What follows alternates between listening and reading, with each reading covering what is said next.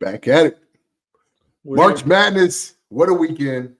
I know you said you didn't fill out a bracket this year, but no, I did. And unfortunately, I had my Wildcats going all the way to the championship. He didn't make it. You know, I had at least one bracket, which I definitely didn't gamble with that bracket, but that was just my fun bracket, just in case the 0.000001 chance we make it past the second round. I had that there. And but no, my Wildcats showed up, gave me at least one victory in the tournament, which means that we belong there. So that's always good to see, especially coming from Northwestern, where our sports programs really haven't done well in the regular season and haven't even made a chance to make it to the postseason. But Coach Collins with the Northwestern basketball team has done a great job. 3 tournament appearances out of the last 5 years, and we've won one game in each one of them. And so it was fun to see my purple show up in Brooklyn, and we had a large contingent of NU fans. The only city on earth where we actually have quite a few purple to cheer on the Northwestern Wildcats. And they showed up, showed out, and we were able to take down the Final Four team from last year in FAU in that first round. I don't know much of that game you saw, but it looked pretty abysmal in that first half. Enough. And then because we picked it up in the second half, man. And then in overtime, we balled out. So I thought we had a chance going into that second round, but UConn put us back in our place promptly, and they really looked like the team to beat, if I'm being honest. But I'm proud of my Wildcats. I just wanted to let you get that out of your system. So for the 11 of you out there who care about Northwestern Wildcat basketball, that was for you. That moment was your moment. Enjoy it. No, I actually did watch that game because I bet the under on that game, and you don't understand. I was in a establishment having beverages and food, watching the game, and you don't understand how pissed I was when it went to overtime because I took the under. Oh yeah, yeah. I figured like, you would be. I was like, I got this in the bag. I was like, I got this in the damn bag. I'm good. Dude, because that first half, I think they went like a total combined like 9 of 49 shots, both teams. It was 20-19 at half. So I understand why you would feel like you had that in the bag, but we came out firing in all centers in that second half in overtime. So I actually want to know how many people out there, because I'm not doing brackets now because I can gamble on every game here in the great state of Ohio. That's the reason I'm not doing. I haven't done a bracket the past couple of years because of the sports betting, just right there in the palm of my hand. So hit us in the comments. Let us know if you have still done a bracket or if not, and what your brackets are looking like if you want to. But I just don't find a need for it, being that I can bet on every game like that. I want to start out though.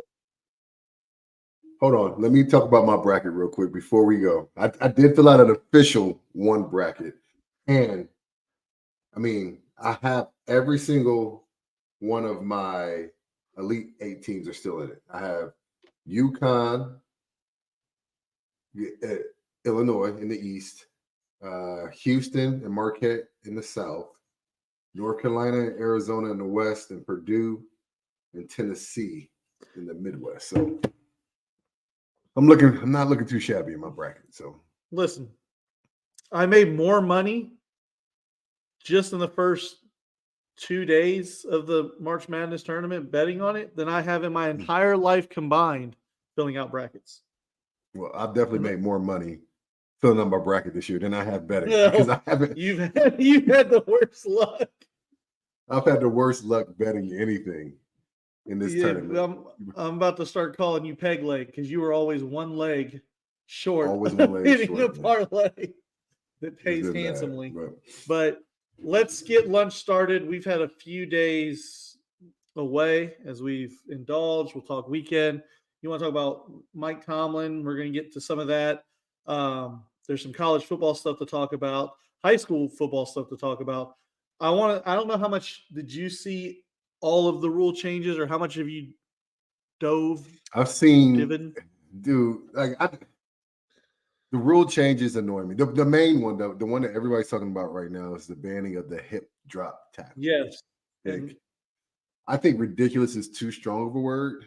I understand why they did it because of some of the gruesome injuries that have happened because of it, but it's football, dude. It's effing football. It's just in people get hurt playing a contact collision sport. Jeez. And so let me start with here's my problem with it. Okay. It's not even that it's this rule. It's kind of twofold here. We're doing this again and giving the referees and officials another call that can sway games that is subjective.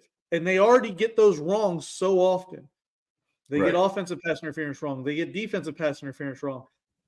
My biggest problem with it is TJ Watt, Myles Garrett, Micah Parsons, Nick Bosa, every premier pass rusher in the league, we can't figure out how to fairly call holding while they're getting choke slammed and wrangled by the neck by offensive linemen.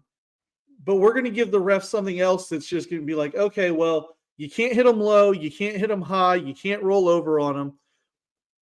And then you add in the fact that, correct me if I'm wrong, there's next to no hitting in practice anymore. How are you supposed to practice this? You don't tackle in practice anymore. Exactly. So it's not something you can teach. How do you teach a defender? Because the type of scenarios where this tackle happens is when the guy is running away from you. You have to really, you're grabbing him from the side or from behind. So he's it's a desperate move to get somebody that's bigger than you usually down, or that's getting away from you because they're on their way. They have open field in front of them. And so this is a desperate attempt. And you don't practice those type of plays. Even when you could hit in practice, you never practice tackling somebody from behind. It's not a drill that you do, And so I would have to go back and look at film. I don't know if this is some new advent as far as tacklers are concerned. I feel like it's been going on forever, and it's just being emphasized with the eyeballs that are now pointed towards safety I guess the NFL from an image standpoint has to portray that they're doing everything they can to protect the players. And so, but I feel like this tackle has been around forever. Like it has had to be. This is not something that's new. I'll be 100% honest, and this strikes home for both of us because we're very familiar with the play, being our fandom and history and what we know. The very first instant I remember this being a big deal made out of was this was allegedly what started the Myles Garrett, Mason Rudolph thing. When Myles hit him, Mason did not like how Myles rolled over. It was basically the hip drag. Mason didn't like that. They had words. It escalated, obviously, from there. Everybody remembers how it ended. But the start of that it was the end of the game, and Mason thought Myles took him down in a way that could have injured him. That's what started the play. And I'm looking at it from a defender standpoint, especially a defensive end. You can't hit the quarterback above the shoulders. You can't hit him below the knees. Now you can't even – how are you supposed to tackle the quarterback? I just don't understand what it is you're supposed to do. Meanwhile, mind you, if you're a Myles Garrett, a TJ Watt, an Aaron Donald before he retired, you have somebody draped all over you, probably holding you at the same time. And now you're supposed to stop, lay down a pillow, kindly put him down. Sir, can you slide for me here? Otherwise, you're going to get hurt. Like it just doesn't make any sense to me. It doesn't seem to me that it happens as much to quarterbacks, or at least it's not called as much. As Mark Andrews. Yeah, Mark Andrews. That was probably the bigger one. But all I'm thinking of, and actually had a funny moment. You remember the movie Little Giants? Yeah. And do you remember when my little man had to jump on Butch's back when he was? That's how everybody's gonna be on Derrick Henry. Now that you can't hip drop it, you can't. Right. Everybody's gonna be like the little guy on Derrick Henry's back, just going for a ride onto the end zone because you can't bring him down with any kind of body weight, forcing him backwards. But Derrick Henry's gonna be charging tolls. Like, I need you to pay me for the next ride, young fella. Yeah, man. It's just that was the main thing that came out of rule changes. I know something came down today about the kickoff. I'm not even concerned about the kickoff anymore. That play is insignificant to me now. Like you can, I mean, I get it. You still for the the history and for the game, it's been like that forever. So you still got to have it, but and it gives people jobs. Like there are people, kickoff specialists and kickoff return specialists. I get that. You got to have that play, but that play has become so insignificant to me. You don't see kickoff returns anymore. There aren't any Joshua Cribbs or Devin Hesters out there anymore making that play exciting, And so I saw that today. Another rule change is that the Steelers are the team that proposed it, moving the trade deadline back a week. Okay. I mean, that's cool. I mean, trades it's not like the NBA where trade deadline is something because some big stars usually moving places. Yeah, the last few years have been a little bit more exciting. I think there's been a few big trades over the last couple of years, but nothing really big time. Well, I don't think the last couple of years of it being a bigger deal has to do with teams thinking that they're going to get a whole lot. I think it's teams looking to acquire draft capital because everybody's looking for those cheap rookie contracts now. It's very hard. You and I have talked ad nauseum about, from a quarterback standpoint, how hard it is to come in and learn an offense. That goes across the board for every position. You can't just come in and think and play freely most of the time.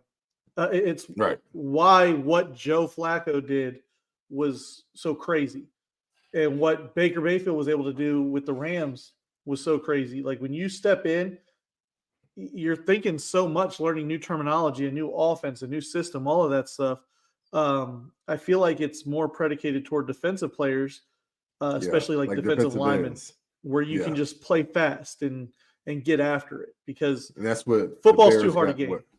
The Bears got that with Sweat last year in that trade. Yeah. And so that was, and I know San Fran traded for Chase Young. That didn't really factor one way or the other. No. Because he was not an impact player at all, but Sweat was. And so that was a good trade for Chicago. But other than that, those are the only positions that really could go to another team and hit the ground running because there's not a lot of mental strain when it comes to rushing the passer or stopping the run. You got to learn a few different terminology as far as stunts and whatnot, but for the most part, DN is rushing upfield or reading hats and going after the run. Yeah. I just have a problem going back to the injury thing. Again, the fakeness of the NFL saying that it's about player safety and stuff, but we're going to propose an 18th game we're going to have an 18th game real soon. We're going to keep traveling to Brazil and England and Mexico and all of these places, and we're going to play on shit fields all over the place. Dre Greenlaw. And we're going to play football every day of the week. Yeah. And so did you just see the Schefter report about Christmas game? Another Christmas game. It just happens to be on Wednesday this year. So there will be a Wednesday football game this year. Shocker. Again, as a consumer, I love it. Hello, Claude. Right. Thanks for chiming in a little bit over there. But as a consumer, I love it. But it's just, I just have a big bone to pick with the NFL. I feel like our NFL is becoming too government-like. And let me explain. Especially with the officials, right? There's no accountability for officials. I don't agree with putting more on the official. Maybe you can put a poll up about this and see what everybody else thinks. But I think officiating in the NFL is as bad as it's ever been. It's as inconsistent as it's ever been. We can't even get the spotting of the ball correct half the time. And we're going to give them more things. That should be the easiest thing on earth. With all the technology in the world, the cameras, that are disposable. Like get some own laser pointers or something. Like you can still have the chain guys and just have a laser beam or something. There's got to be something out there, a tractor beam of hotness, something that tells us where the ball is supposed to be. So, but like I look at Roger Goodell and I feel like he's like, this is what I liken it to. Okay, it's like the people who look you in your eye all over again and tell you the economy's good. The economy's good. Like you don't go to the grocery store or the gas station and pay more for everything. The NFL constantly is like, our officiating is the best it's ever read. No, it's trash. It's terrible. Your officials suck. They're inconsistent. They pick and choose when they want to take over games. We've had more problems than ever before with officiating, and it's across the board. And we're going to give them more. We're going to give them more on their plate where they can determine the outcome of game. And it's not just this last year. It's been trending this way for a long time. Who was the Saints player that just tackled the guy and didn't get or the Rams player that tackled the guy on the Saints? Didn't get pass interference called in the Rams. Like that was what, 5 years ago now? 4 years ago? Right. it's been going this way for a long time, and the NFL just wants to look you in your face, nod, and tell you, "No, you're stupid. You don't know what you're seeing. We've got it under control." You don't, and the players, the teams, the product is suffering for it. And yeah, but they could justify it because you know what? Their revenue keeps on going up. TV contracts, they don't want to lose the NFL, so they keep on paying up. You got the sports gambling, another pot of money added to the NFL's coffers. And they're on the verge of having to renegotiate these TV contracts. So, I mean, they could justify it all day, put all these new rule changes that soften up the game, but I mean, the consumer isn't really getting, and we're so invested, right? As fans, I'm all hot. In the game. I'm all hot and bothered today. It's a Tuesday. I need a taco. I need some cookies. Right. I need something because I'm all pissed. Damn right, Claude. You damn right. Jesse James caught the ball. We would have been in the Super Bowl. Everything would be different right now. Don't get me started. Jesse James caught the damn ball. But yeah, man, it's this time of year you hear about all these rule changes and whatnot. But another thing you hear a lot. The coaches tend to be a little bit more open at these owners' meetings about stuff. I guess the state of the union type things as far as things go with their team. And Tomlin's no stranger to that. He was pretty giddy when the mics were in front of him in regards to. Yeah, what was he talking? I didn't see any of this. You said that I didn't catch any of his stuff, but what was he all giddy about? He addressed the quarterback situation. Excited about Russell Wilson being in. Oh yeah. Saying he's in pole position, obviously, to be the starter this year. Talked about the freakish athletic ability of Justin Fields. And he touched on the fact that I thought you were talking about Russell Wilson. I was like, freakish athletic ability. I think that was 10 years ago. It was, yeah. The way he said it, his body language, he's excited. And this is the most excited I've seen him in quite some times. And so his attitude actually matches, I think, a lot of Steeler Nation with how aggressive we've been this offseason. And now he has a vet. He has a vet that he can lean on in quarterback room. It's a different approach, I think, as a coach. When you have to develop young guys, you have to not say that Tomlin walks on eggshells, but you have to talk to younger guys a certain way in order to make sure that they are in the right headspace and mentally. You probably would have to overcompliment a little bit more than you should. Whereas when you have a vet, you can be all the way real, be all the way front. They've heard it all. They've seen it all. And so I think that excites a coach like Tomlin, a veteran coach, when he has a vet like Russ in there. You can definitely see it in his body language during those interviews. And he also touched on Kenny a little bit, basically saying that Kenny came up to him and expressed that he wanted to change the scenery.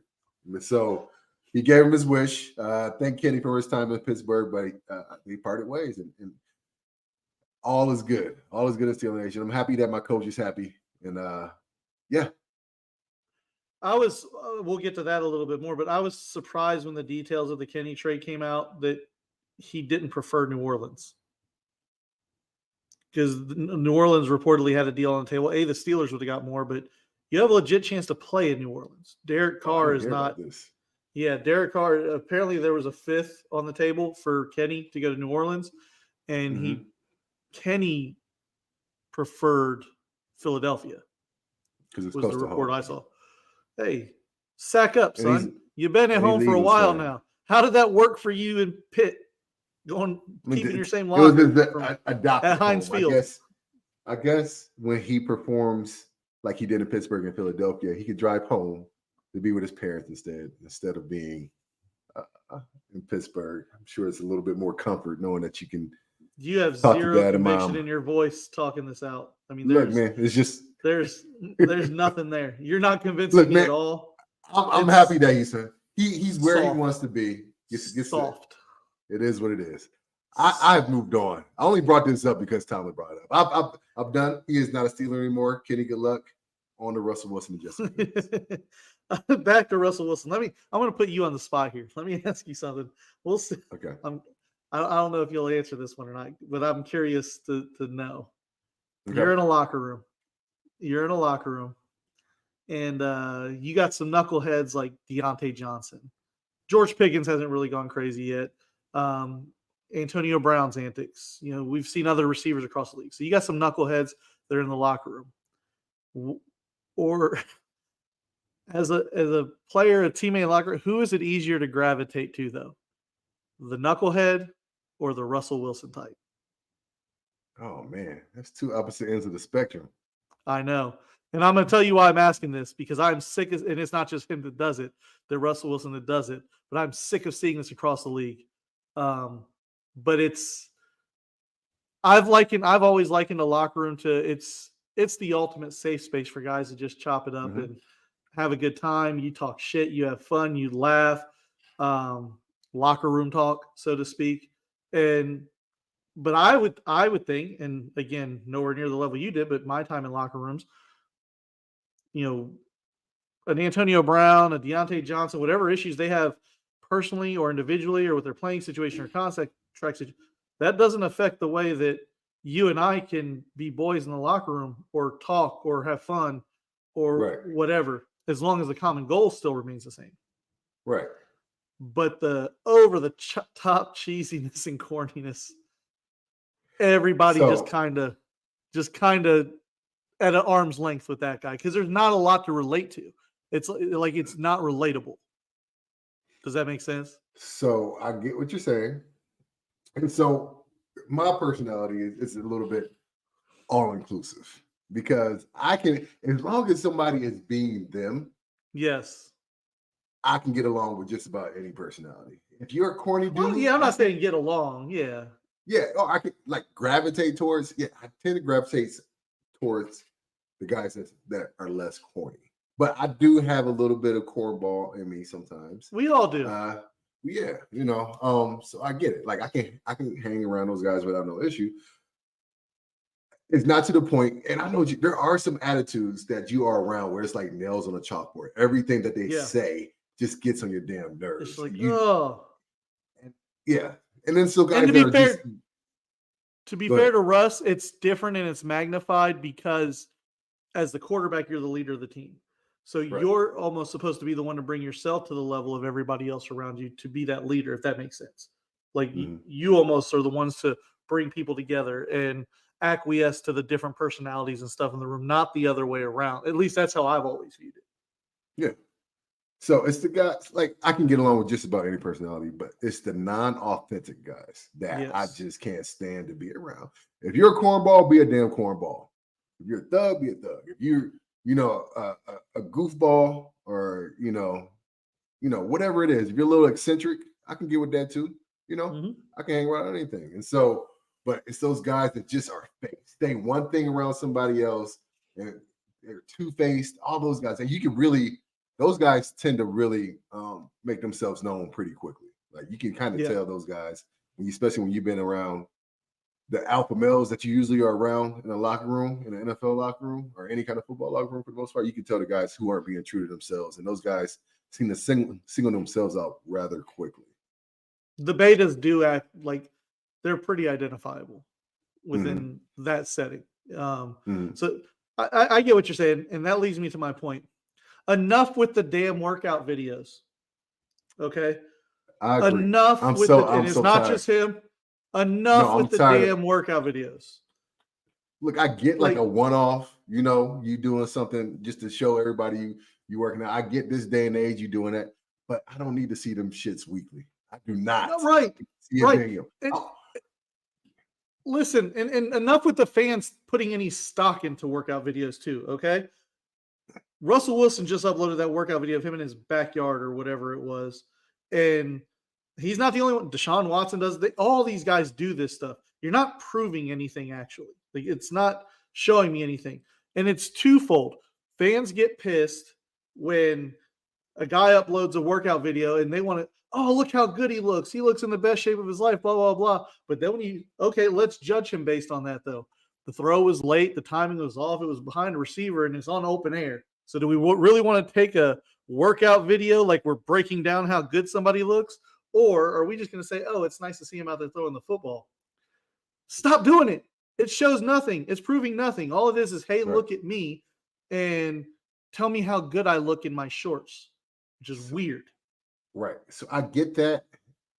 No. Like I agree with you totally. Like guys who are already on the team and you're getting ready for the season, like stop it. Like we're assuming that you're working out and getting ready for your job because you're a damn professional and this is what you're supposed to do.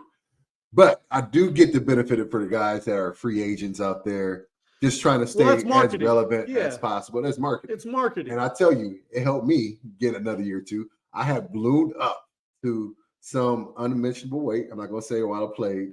And then I posted a picture of myself. And I wasn't working out. I had this nice suit on with glasses on, and I looked nice and svelte.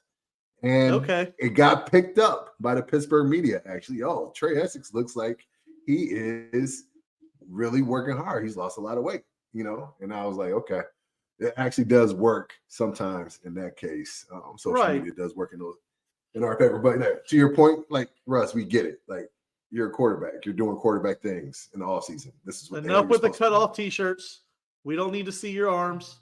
We don't need to see you in shorts throwing to the cactuses to the guy who is on the JV football team and runs a 5-2-4. I'm excited that he's excited to be here. I'm excited that he's ready to resurrect his career in Pittsburgh. But it does he's ready to weld. A little bit too much. Stop it, man. Look, man. Hey, that's your quarterback. Give it to me, T.O. That's my quarterback. That's my quarterback. No, not yet. No, he has to show me something. He's my quarterback right now. But yeah, to your point. Enough with the what I want to see? The workout videos I want to see? I want to see the linemen running routes. Show me that. I want to see guys doing what they don't normally do. Let me see Russ blocking a defensive end. That'd be fun. That'd be a good time. I definitely don't want to see that.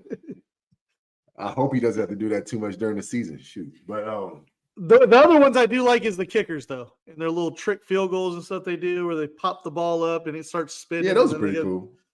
That's fun. It's like, who is it, Dude Perfect or whatever the stuff that he does. That's the stuff I don't mind seeing. But enough, whether you're Deshaun Watson, Russell Wilson, all of you guys out there making these stupid videos, just show up to camp ready to play. You know what would be more impressive? Start learning your playbook. Yeah, that's all we need. Yeah. Deshaun has a new playbook to learn. I don't know if it's going to be totally new with Dorsey in there. I know Stefanski's playbook is probably still going to be – Dorsey probably add some stuff, I'm sure. They're allegedly going to more shotgun stuff. Well, he felt like that's where Deshaun feels comfortable. Because again, Stefanski's offense was never suited to what Deshaun cannot. He doesn't read defenses quickly. He holds on the ball a while, and then that's magnified when you got your back to the line of scrimmage with play action, right? Which is something. So they're allegedly working on a bunch of RPO stuff, and we're probably not going to have Chubb to start the season either. Which I don't know why anybody's surprised about that. I would assume he would at least probably be on IR through the first 4 games because that's why they just signed Foreman. Mm-hmm. But honestly, you could do away with preseason at this point. We were just talking about Kenny Pickett. Kenny Pickett was the darling of preseason last year. Mm-hmm. People thought Kenny Pickett was going to come out and have a Pro Bowl year. And look at him. He's playing backup in Philly, not even in Pittsburgh. Yeah, the emotional roller coaster we went on those 3 weeks of preseason last year, and then real life happened versus San Francisco, right? Immediately. And so the real world Pittsburgh. Yeah, the real world Pittsburgh hit us. And so, preseason is still important. I vouch for it still. I think it's needed, especially for the guys who are obviously the younger or the second or third string guys for depth purposes. Yeah. Well, for starters though, you're not going to learn anything about, and they're not playing any really schemed up defenses for the most part in preseason, which is why Kenny Pickett can go out and look so good. Let me ask you, did you guys do the joint practices when you played? Nope. I think we might have did it one time. But for the most part, under Cowher, we never did it. And then Tomlin, we might have done it once, but it doesn't really sound or feel that familiar. I think it was one time. I can't remember who it was. Because I think that's what teams are doing now in lieu of really playing their starters in preseason is they get their work in during these joint practices. Mm-hmm. Like the last couple of years, the Browns have had joint practices with the Eagles. I think this year they're doing it with the Vikings. So it's like they pick a team every year where they do a week's worth of drills and situational stuff, and they work on it there, because even in a preseason game, there's no promise that you're going to get an opportunity to work on 2-minute drill. It's the flow of the game, however it happens. So No, I think it's that always stuff good is really good. It's always good to hit on somebody else too, and not your own teammates in camp, especially during the dog days of camp. Man, you get really upset with your locker mates by week 2. Where'd you guys go? We went to for camp? Latrobe, St. Vincent College up in Latrobe, PA. So home of Arnold Palmer, man. So, Oh, did you enjoy the being secluded for camp, or was it hell? it was cool to get back that first couple of days, and then it became hell really quick. Really, really, really quick, because the way Latrobe was set up, we were in a college dorm, like a D3 college dorm. So the rooms were as such, brick walls, twin beds. Guys brought their own beds and on TV. So we made the most out of it. But the way practice was, we practiced in this bowl where it just seemed like heat radiated more inside of it, and the humidity just stayed down there. And also, we didn't get a lot of rain days because whatever reason, like the mountains that are up there, like whenever a rain cloud would come, like it would like separate. I don't know the weather science behind it, meteorology behind it, but it always seemed to split the damn clouds. And so whenever we thought we would get a rain day, it would just be a very humid ass day. And it would just make practice that much worse because you were hoping that maybe you would get out. You were hoping that you might get out early, or you might have an indoor practice or a walkthrough, but nah. But these dudes shouldn't be complaining at all anyway. They don't even do 2 a day. They don't even do back-to-back days of pads. So I don't give a damn. It's gotten that watered down? It's gotten that watered down, dude. They don't do back-to-back days of padded practices, man. And they definitely don't do 2 a days. If the NFL moved to like a flag football type thing, could you still watch? Dude, I mean, if I had to answer right now, no. But yeah, like as we gradually get there, they'll put it in front of us and we'll eat it. You know, it's just the beast that the NFL is. Yeah, go ahead. You know what I saw? Lockett from Seattle. I might put together a like 2-minute clip of all the hits he took last season, where this dude catches the ball and just dives straight to the ground. Oh yeah, every play, Tyler Lockett. Like he's protecting himself, man. Well, like Jerry Rice started that stuff, but like right, Marvin Harrison did it too. Yeah, like, those guys it's smart. They know they can't take big hits. Yeah, it's smart, but speaking of being smart, I know, not trying to switch subjects this abruptly, but dude, what is your opinion on Deion and what he's putting out there in regards to Travis Hunter? I thought we were going to talk about something fun, like the new, McDonald's Krispy Kreme partnership or something good like that. But I didn't know that was a thing. Oh, well, we'll get into that when I need to be in a happy mood after this. Okay. You have kids in youth sports, right? Right. I have kids in youth sports. And when you're in a town, whatever the case is, you'll hear a term a lot called daddy ball. It's where you got kids coaches. The coach is just there to do nothing but put their kid in the best position to succeed. And that is what I feel like Deion is doing right now with Travis Hunter and Shedeur Sanders. When you go out after a season, and mind you, it is not hard to be bowl eligible in college football these days. It's pretty damn easy to get to 6 wins in a Power 5 conference. And in case you missed it, Deion was talking to people about there are NFL teams that will not be on the board and able to take Shedeur or Travis Hunter in the draft next year. They won't allow, they'll pull an Eli Manning, essentially, is what he said. And somebody needs to give Deion a reality check real quick, in my opinion, and remind him you are the head coach of a program, not of 2 players or 3 players if you add Shiloh into that. You come out talking like that, and you're costing opportunities for the rest of the kids on your roster, in my opinion. We all know the political games and stuff like that that'll go behind NFL to college, front offices, stuff like that. And you have other kids, kids on your roster that have dreams and aspirations of going to the NFL. And now several NFL teams will take them off of their list because you're their coach and the attitude and mentality that you have towards them getting an opportunity to play in the NFL. Furthermore, Travis Hunter's not a first-round pick right now, in my opinion. It's not all his fault. It's not all his fault. I think he's one of those guys that at the combine will test well and he'll find his way into the first round. But right now, all he was a liability on defense and somebody who got hurt often on offense. A lot of that is Deion's fault because he's playing in both ways for the entire game.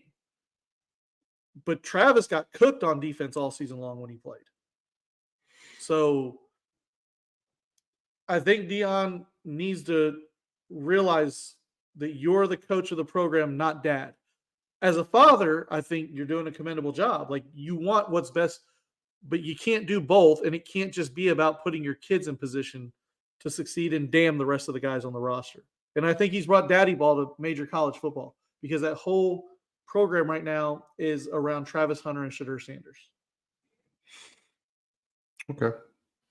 My issue is simply this. The timing of saying we're going to have an Eli situation next year. What is the upside of saying that right now? Like, what does that do? What can you gain? All I'm thinking right now is that you could piss off the wrong person who might be at that position to pick one of them. Or the team that you really want doesn't like your attitude. It doesn't seem, he's a year away from even entering the draft. This is not even the 2024 draft has happened yet. And he's saying this. And he's not even going, they're not eligible until next year, 2025. I mean, I guess technically his son is, but he's not coming out right now. And so yeah, he hasn't declared. I'm looking at it like this, like you're putting undue pressure on both your son and Travis Hunter to play flawless football next year. Because if you're talking like it's Eli, it means you're talking like the number one overall pick or a top 5 pick between the two of them. And so you're putting all this pressure on them to live up to your words when they don't need that already. They're already getting the pressures of being these highly paid NIL athletes at Colorado who are being coached by their dad and Coach Prime. They already got that pressure. Now you put these words essentially into their mouth saying that this is going to be an Eli situation and they got to play perfect ball next year. You know, this reeks of a little bit to me what Lamar Ball did with his kids. Yes. LeVar Ball did with his kids. All the stuff that he put on Lonzo's plate. And, you know, you can speculate and say that people know stress does hinder and does affect your physical performance. It just, you play tighter, which lends itself to more injuries. And now Lonzo's been hurt for the better part of 2 or 3 seasons, and he hasn't been the same since he left LA. And so who knows what all that pressure does to whoever you're putting that pressure on, if they can handle it, how they'll accept it or how they'll internalize it, and what kind of product to put on the field because of it. It just seems unnecessary, and I don't see the upside in doing it. You see what's happening now. Like LeVar Ball isn't saying anything. LaMelo Ball is having a blast. He is one of the better young point guards in the league right now, and he doesn't have the same pressure that Lonzo had when he came into the league. And so you're kind of doing this for Shadur. It's even worse than LeVar Ball because LeVar was still just dad. He wasn't the coach. I mean, he wasn't the head coach when they were in college, getting them to the next level. You know what I mean? I told you during the season, if Deion really wanted to be a good dad, when you look at the state of the Colorado roster, and they're not competing for a national championship this year. It's not going to happen. I mean, you might go on a magical run and find yourself in the top 12 just to get spanked by Texas or Ohio State or Oklahoma or whomever. Pick Georgia, pick your school. But they're a long way from even really seriously considering that, since it goes to a 12-team playoff. But I told you before, if he was really concerned with being a good dad and doing what's in the best interest of Shadur's future, he should have picked up the phone call to Lincoln Riley and put in the transfer papers. If you really wanted your son to have the best opportunity to go high in the NFL draft next season. Right. So like it, no, I agree. He's failing a lot of kids with his ego is what it is. He's only one prime. He's prime. And his impact has been remarkable. We is well documented what he did at Jackson State and what he did in Colorado. Oh, the money that he's what he's bringing that school, that athletic program is the best they could have hoped for, despite them not having real success on the football field. And so, who knows what's going to happen this year? I just think that this is just him trying to. I don't know. Actually, I don't know the point in bringing it in right now. I don't understand what he's trying to accomplish by saying what he said in regards to those two. And so we'll see how it works out. But just it didn't sit right with me. Do you have because the money that he's made Colorado, and he was smart. Prime is smart. He's calculated. You go to Colorado because there's no expectations there. You take a job like Florida State or wherever. If you fail after 3 years, you're gone. He can stay at Colorado forever because they could never contend for a national championship. And as long as you're bowl eligible and making them the money that he's generating for that area and that school, they're happy with you. Like you're doing a successful job in that regard. But talking about the money and stuff, there is a new, I forget the name, but there's a new, like kids are going to start getting paid NIL money in high school now. Well, they already got that here in Georgia. Do they really? I was going to ask you because in the South is different from up here. So I still don't know how I feel because I'm the ultimate, make money off your name, image, likeness, like all that stuff, endorsement deals, things of that nature. But I'm also, we've seen how dirty it's already become in college. And you start talking about 13 and 14-year-olds. That's just tough. It's all going to come down to parenting, man. Are your parents going to put you in the right headspace and navigate this to you the right way so that you're better off when you get to college and you understand the magnitude of the money that you're getting at such a young age? Or are you going to have the parents that have big money signs in their eyes as much for the kids as they do for themselves? And so it always comes down to that, but even more so. But obviously we know there are some parents out there that live vicariously through their kids, especially when it comes to youth sports, and they're going to live vicariously through their pockets too, because now that the kids have access to this money, and I mean, high school sports now here is such a huge. We know youth sports everywhere is ridiculous. Here down in Georgia, it's on steroids in a lot of the southern states, but Georgia is even more ridiculous. And so when you get it full year round, like you get all year long for every we get all year round. And so there's some schools like the area that I live in out here in Gwinnett County, their high schools are ridiculous. The school boards pour so much money into these buildings, into these sports programs, because they understand that that's where the money is. And now with the NIL coming around, it's been enhanced. And so it's definitely scary. Whenever you see kids with any bit of money, they hardly ever know what to do with it. There are some positives because I think you can start teaching financial literacy a lot earlier. I know my kid is in 6th grade and already learning about it, junior business achievement. So you can definitely look at some of the positives, but I think a lot of things are going to come to a head when these kids are getting paid and parents start trying to negotiate deals on their behalf. It has the potential to get super ugly.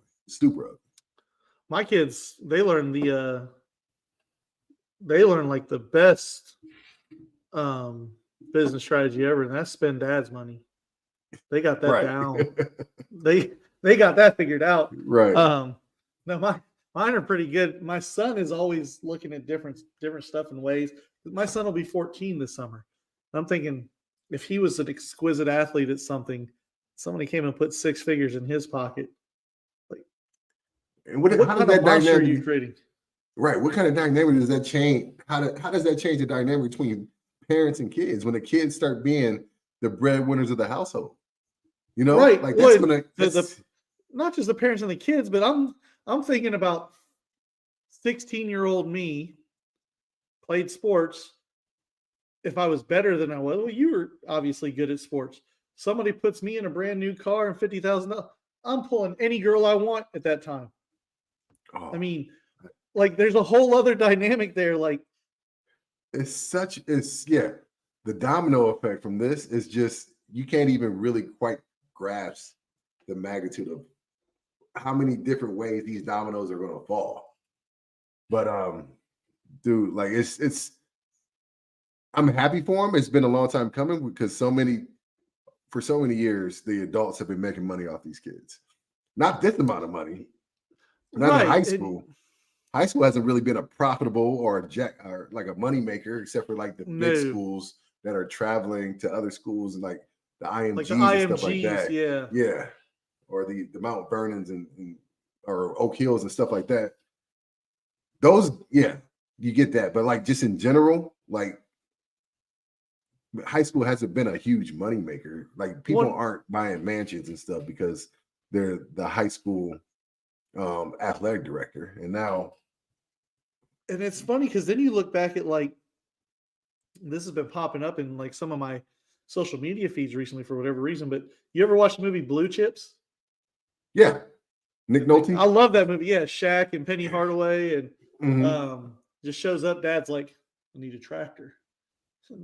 Lady Penny Hardaway's like, my mom needs a job. Then she got a corner Right. office suite and a brand new house with a yard. That's what she wanted. And I'm just Right. thinking, is there going to be a situation? How will that then? Because eventually, we talked to Dom about this. Eventually, the NCAA is going to get their stuff under control and figure out regulations or whatever. Like it's just a natural call. Like they're going to get their hands in it somehow and regulate whatever's going on with NIL right now. But then how does that alter recruiting? Like, oh, okay, well, this kid when he was 14 started taking this money, or 15 when he was you're telling me that like people wouldn't have started putting $150,000 a year in Arch Manning's pocket just to have the first dibs and get him to sign a letter of commit, whether he was good or not. We still don't know because he hasn't even played at Texas yet. But just for the offhand chance that he's a legacy kid, they're going to start putting money in that kid's pocket. I mean, we saw Johnny Was that the Manziel point at of 19. contention? Was that the point of contention for Quinn Ewers? I mean, he left Texas because they wouldn't approve. That's why he went to Ohio State. Yeah, he went to Ohio State because he Texas didn't have the NIL stuff in place. Would yet. not approve NIL yet. Like, yeah, right. And he came up to Ohio, got a truck, put 17 miles on that truck, and went back to Texas. And I mean, it's going to work out for him because he got paid up here, got paid down there. Now you can get paid next year by the NFL. Get your money. I got no problem with you getting the money. But get paid. But it's definitely going to change a lot of dynamics. Just the way that we know now, and the way that we operate now, is going to change completely when you start paying 16-year-olds millions of dollars. And actually, there's a kid. I heard this story, have not confirmed it, have not looked it up. There's a kid out in Carrollton, Georgia. It's supposed to be this all-world quarterback. Carrollton, in relation to Atlanta, is West Atlanta. I'm in Northeast Atlanta. And so Carrollton is a powerhouse on that side of the state. And then you have this Buford High School, which looks like a damn like university. Like it's bigger than Northwestern. It's crazy how much money they put in. And so rumor has it, and I don't want to. It's just a rumor. It's a rumor, guys. It's a rumor mill. Sources. He's going to get. We have sources. Get paid to come play football at Buford High School, and in order for him to be eligible to play within Gwinnett County, he has to have a residence, obviously there. So they're not only going to pay him, they're going to put him up in a house and he's going to play ball. I don't know if that's true or not, but that's some of the things that are getting thrown around down here in Georgia. Well, that stuff that's happened in Ohio for a long time, especially with the private schools, like the church schools, St. Charles and World Harvest and places like that. Like those are just some of the different private schools up here where they'll be able to pluck from you pay the tuition, but then there's ways and and where we're at in Columbus, you're in one school district, dad goes and signs a 6-month lease in an apartment in the other school district. And now you have a residency in that area where you can go and. So there's been versions of this going on forever. Yeah. But now. But I'll tell you what, let me go. Let me take my kid to Texas Roadhouse one night long, and he looks at me and says, I'm going to pick up the check. I'm going to whoop his ass. No, you're not. You're not going to get the double porterhouse at that point? Like, go ahead, son. Hell you will. You sit there and eat these free rolls, and you're ordering water, and you're going to like it. It's like, Dad, I got no this lemon. one. No. No lemon. But yeah. We've been a lot of money today, and I would be remiss if I didn't. Hold on. Before I mention that, do you have any place down there? So Krispy Kreme and McDonald's, they're partnering up, and McDonald's is going to start serving like 3 different donuts at McDonald's with Krispy Kremes. But it got me thinking about, do you guys have them down there? Because when I lived in Florida, there was a lot of this. They would take like the glazed Krispy Kreme donut, right? Cut it in half through the middle, flip it over, and put like bacon cheeseburger in it and use the Krispy Kreme as the bun. Have you ever indulged? No, but I used to watch this show called The Boondocks on BET, and it was an animated show. And you remember Pops? Yeah, boy. Pops. He was the voice of the granddad on there, and they had this episode where they had a sandwich made with 2 glazed donuts, 2 patties, some bacon cheese in the middle, like sandwich with 2 donuts. You know what they called it? They called it the Luther. The Luther? Luther Band, after Luther Vandross. Big Luther, not little. Big Luther, not little Luther. Not little Luther with the curl. Not with the curl. Big Luther. And so, that's where I heard about it first. I didn't know it was actually a thing. It sounds like a heart attack waiting to happen, but I mean, I might. But what a way! It. What a way, though. Like, if there's a way, like, I promise, man. I'll do my little research. I'm sitting there on TikTok. You got your toilet time, you got your bedtime. You do your little TikToking, your little Instagram reels and stuff like that. My Instagram reels, man. I can go through some Philly cheesesteaks on the Instagram reels. I love it. Just look phenomenal. Because I think I send you some food pictures every now and again. Oh, but the pictures of the ones that I made. I just made some for Friday's game. Oh yes, yes. I did send you that pic, right? Yeah, that looks phenomenal. Yeah, that looked phenomenal. We got to figure out a way to meet up and do this show in the same town sometime soon, because we can just like sit at a table and eat and just go live. Like just hit the live button. We'll just sit there and eat. But like I promise you, like my wife will walk in and I'll be deep in thought on my phone. You'd think I was looking at porn. Nope, it's food. It's just food. It's just food. Dude, the algorithm, my TikTok algorithm is like 2 recipes and then a football clip and then 3 more recipes. Yep. And then maybe a funny clip and then some more recipes. And then our guy J-Bone, he pops up now on my TikTok algorithm. But and you know what? Everybody's got that one weird thing that they fell into, like the TikTok rabbit hole, and they just follow it religiously now. I have these miniature golf guys.